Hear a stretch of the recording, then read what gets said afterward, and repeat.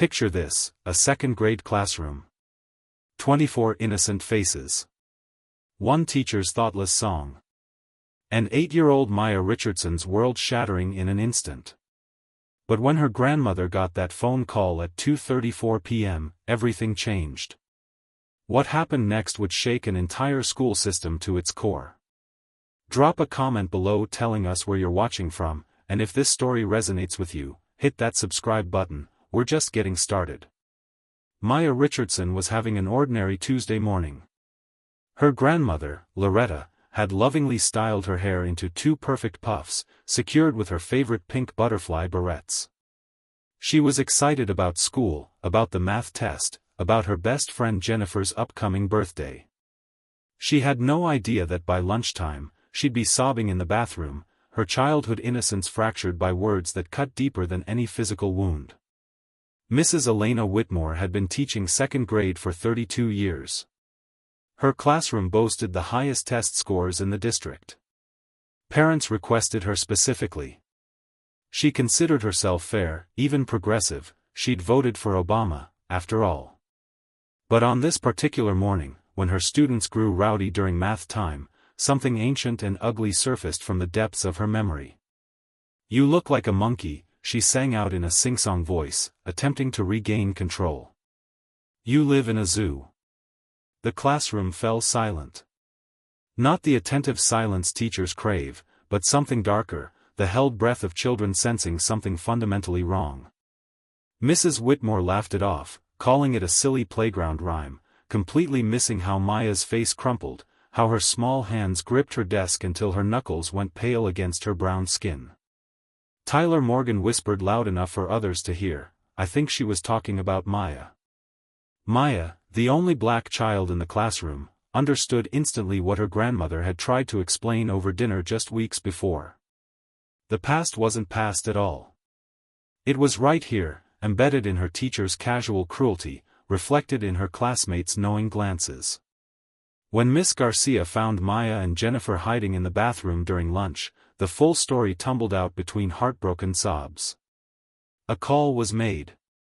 And Loretta Richardson, a 68-year-old woman who had survived Jim Crow, who had raised her daughter through integration, who had hoped against hope that her granddaughter's generation would finally be different, received the news that shattered that hope. She made it to the school in 6 minutes flat. What happened next wasn't just one grandmother's righteous fury. It was decades of accumulated pain, of swallowed dignity, of too many times staying silent. When Loretta walked into that school, she brought with her the weight of every black child who had ever been dehumanized in a classroom, every parent who had been told to just let it go, every moment when speaking up felt too dangerous.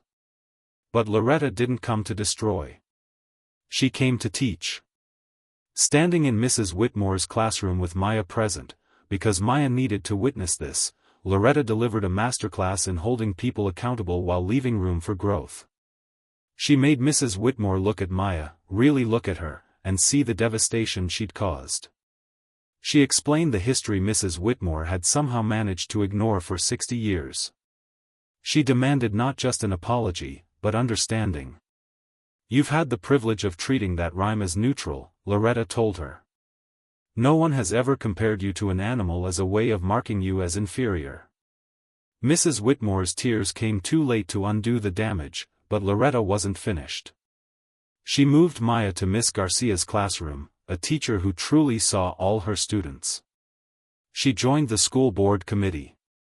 She pushed for curriculum changes, for mandatory training on cultural competency, for systemic transformation.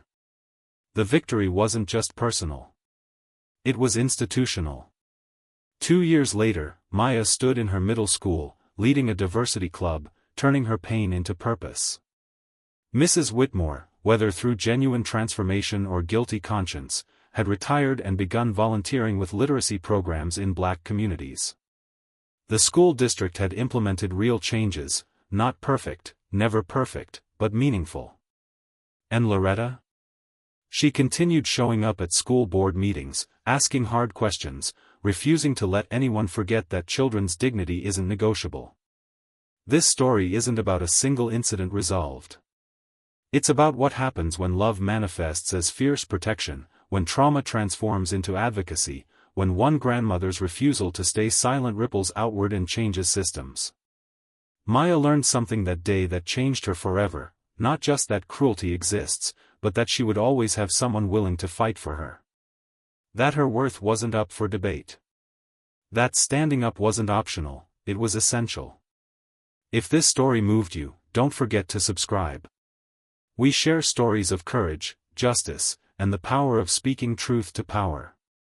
Drop a comment letting us know your thoughts, and we'll see you in the next one.